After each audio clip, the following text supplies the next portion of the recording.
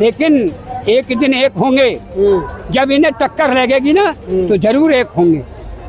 आपको लगता है ये बहुजन समाज के शेर हैं, बहुत तगड़े वाले शेर हैं बनते जी? इन शेरों को जगाया जाता है, जाग जाते हैं, थोड़ी देर चलते हैं, फिर चल के फिर सो जाते हैं। देखो एक बात बताऊं मैं, हमेशा याद रखो जी, शेर की माँ कभी गद्दार पैदा नहीं करती और बहुजन की माँ कभी काहिर पैदा नहीं करती। नागपुर की दीक्षा भूमि पर हूँ और मेरे साथ बड़े ही पूज्य भिक्खू थेरोपानंद जी हैं। बरेली उत्तर प्रदेश से आते हैं और इस अवस्था में भी कमज़ोर हैं, वृद्ध है, लेकिन दीक्षा भूमि बाबा साहब को नमन करने पहुँचे। मंदिर जी क्या कहेंगे आज के दिन पर? देखिएगा, आज हमें ऐसा पवित्र महापर्व है। लोग तो कहते थे पहले कि स्वर्ग का रास्ता, स्वर्ग का स्थापना दिवस कहा जाए, तो मैं दीक्षा भूमि के आज अशोक धम्म विजयदशमी के उपलक्ष्य में बिल्कुल हिचकिचाहट नहीं होगी कि आज जो है नरक से बचाकर स्वर्ग की ओर ले जाने वाला स्वर्ग का मार्ग का स्थापना दिवस कहा जाए, जीते जी कहा जाए, तो मैं इसमें कतई हिचकिचाहट नहीं करूँगा। देखिएगा वो क्यों। सबसे पहली बात ये है, देखिएगा हम लोग, मैं तो मोहनजोदाड़ो हड़प्पा से लेकर आज तक की बात को प्रकाश डालना चाहता हूँ पत्रकार बंधु। और सबसे पहले तो मैं ये आपको धन्यवाद देता हूँ, और जो कि आपने मुझे यहाँ मौका दिया। पहले मैं सोशल मीडिया पे आता जाता रहता हूँ, आप देखते हैं, एक्टिव रहते हैं। हाँ, तो देखिएगा, सदियों के पिछड़े हम आज मिले हैं, सूखे गुलशन के गुल आज खिले हैं। ये हमारा गुलशन सूख गया था, लेकिन परम पूज्य बोधिसत्व बाबा साहेब डॉक्टर भीमराव अंबेडकर तमाम बहुजन समाज की अनुकंपा से, इंडियन कॉन्स्टिट्यूशन, बाबा साहेब के इंडियन कॉन्स्टिट्यूशन की अनुकंपा से आज हमारे लिए ये स्वर्ग का रास्ता का मार्ग मिला है। इस स्थापना दिवस के उपलक्ष्य में समस्त देशवासियों को बहुत बहुत दिल से, उनके पूरे देशवासियों के सुखी जीवन की मंगल कामनाएं करूंगा कि आज हमें आज मैं ऐसे दिवस पर मुझे बोलने का मौका मिला। लेकिन पत्रकार बंधु, एक बात और मैं कहना चाहता हूं, मेरे दिल में कुछ उमंग है। हम तो ये कहते थे इस देश में कि संविधान का शासन है, लेकिन मेरी नज़र में जहां पर भूमाफिया और शिक्षा माफियाओं को जो गवर्नमेंट संरक्षण दे रही हो, मैं सीधा कहना चाहता हूं, अगर मेरा आरोप का खंडन कोई भी मिनिस्टर करके ये दिखाए और साबित करके दिखाए कि भंते जी आपका आरोप गलत है, क्योंकि ये मैं भुक्तभोगी हूँ। चाहे बुद्ध गया का महाबोधि महाविहार ले लीजिएगा,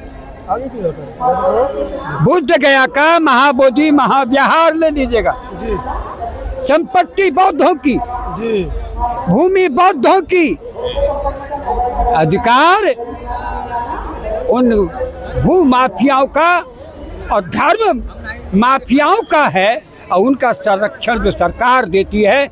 मैं तो कहता हूँ कि शायद है कि उस श्रेणी में सरकार को भी भूमाफिया कहा जाए तो इसमें कोई भी आरोप खंडन नहीं हो सकता, चाहे वो सेंटर गवर्नमेंट हो एंड चाहे बिहार गवर्नमेंट हो। इसमें बिल्कुल मैं हिचकिचाहट नहीं करूंगा। और अगर कोई भी ये कहे कि भंते जी इसके में साबित करके दिखाएं, तो मैं कहना चाहता हूँ, मैं ये कहना चाहता हूँ, महाबोधि महाविहार के मामले को लेकर जरा सा काम है। जो बीटी एक्ट है 1949 का, 1949 का एक्ट 1949 में बना, इंडियन कॉन्स्टिट्यूशन लागू 1950 में हुआ। इंडियन कॉन्स्टिट्यूशन का जो एक्ट है 19वां एक्ट, 19वां मतलब जो है, जो अनुच्छेद है, वो ये कहता है 1950 से पहले के जो भी एक्ट होंगे, जो कानून होंगे, वो शून्य माने जाएंगे। उसको कभी भी खारिज किया जा सकता है। लेकिन सरकार की नीयत में खोट है।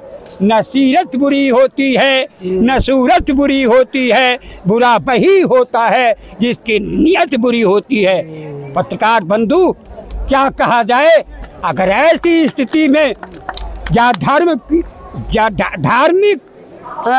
भूमाफिया हैं उनका संरक्षण जो दे रही है तो सरकार भी उसमें लिप्त है। सरकार को भी भूमाफिया कहने में मैं बिल्कुल हिचकिचाहट नहीं करूंगा। बनते जी 250 दिन से आप लोग बैठे तो हैं आंदोलन पे, उसका कोई अरे भाई निकल नहीं रहा है। ये 250 दिन तो बाद की बात है।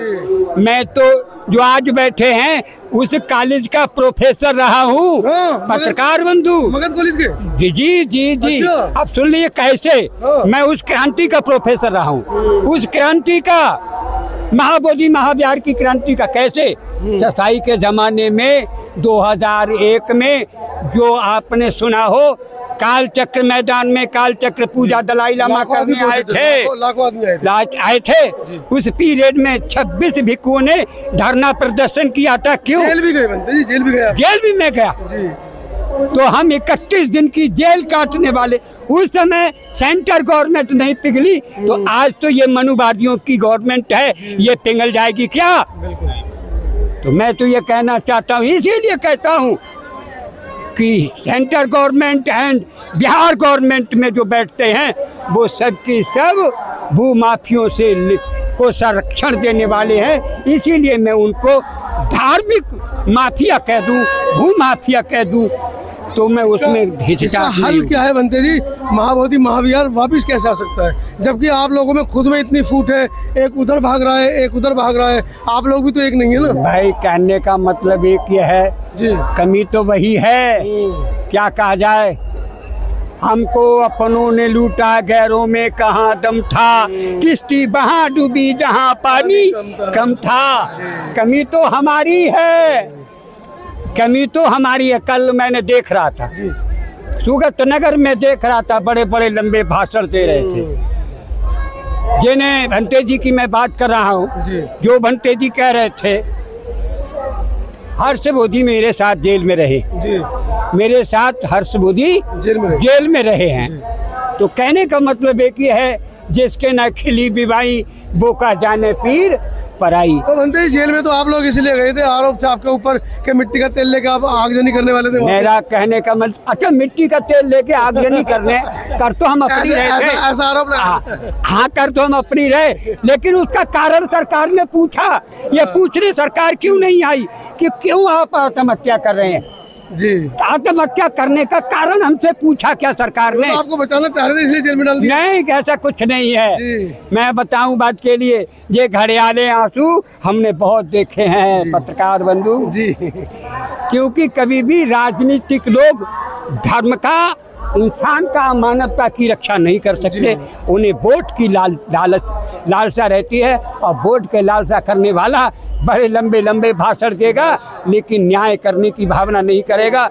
न्यायालय में इतने न्यायाधीश रहे लेकिन बी आर गवई जैसा न्यायकारी आज तक हमने नहीं देखा। वो उसे लालसा नहीं थी, वो निष्पक्ष था। और ऐसे बाप का बेटा है वो, ऐसे बाप का बेटा है जो दो प्रदेशों का राज्यपाल रहे हों। RS गवई का नाम सुना हो, उन्हीं के बेटे हैं वो जी। समझ में आई? तो मैं ऐसे महाशेर के लिए कोटि कोटि बार धन्यवाद देता हूँ। अभी पता चला उनकी माता जी को बुला रहे थे RSS वाले, उन्होंने लात मार दी, मैं नहीं आती तो। मेरी बात सुनिए, जिस शेरनी ने ऐसे पूत को पैदा किया हो वह शेरनी बिक सकती है? बिल्कुल नहीं बिक सकती। ऐसी माँ को मैं कोटि कोटि बार नमन करूँगा कि उस जिसने ऐसे शेर को पैदा किया जो बिकने वाला नहीं हो, झुकने वाला नहीं हो, आगे बढ़ने वाला हो। तो अभी क्या लग रहा है भंते जी, महाविहार ले पाओगे आप? अरे देखो, बात बहुत क्या मामला सुलट पाएगा? मेरा कहने का मतलब है, यदि हम में एक हो तो जी। करत करत अभ्यास से जड़ मत हो तो सुजान, और रसरी आवागमन से सिल पर पड़त निशान। यहाँ तो निशान अपने ऊपर पड़ रहे हैं, उनके ऊपर तो कोई बात नहीं है। देखिए, जब मैं एक बात बताऊं, बहुत समय देखा मैंने जी। लोगों ने अभ्यास करना शुरू किया। आज जिसकी गवर्नमेंट है उसे कितने दिन हो गए शासन करते, कितने दिन हो गए मेहनत करते हुए आज सफलता की उसकी रंग लाई। 100 साल बाद सत्ता पे आए हो। 100 साल बाद रंग लाई जी। तो हो सकता है कि हमारा भी समय आएगा। हाँ, समय तो आएगा, आएगा ना आएगा, लेकिन टुकड़ों में बटे पड़े समय कोई मुश्किल बात आएगा। नहीं है, लेकिन एक दिन एक होंगे। जब इन्हें टक्कर लगेगी ना तो जरूर एक होंगे। आपको लगता है ये बहुजन समाज के शेर हैं, बहुत तगड़े वाले शेर हैं बनते जी? इन शेरों को जगाया जाता है, जाग जाते हैं, थोड़ी देर चलते हैं, फिर चल के फिर सो जाते देखो हैं। एक बात बताऊं मैं, हमेशा याद रखो, जी।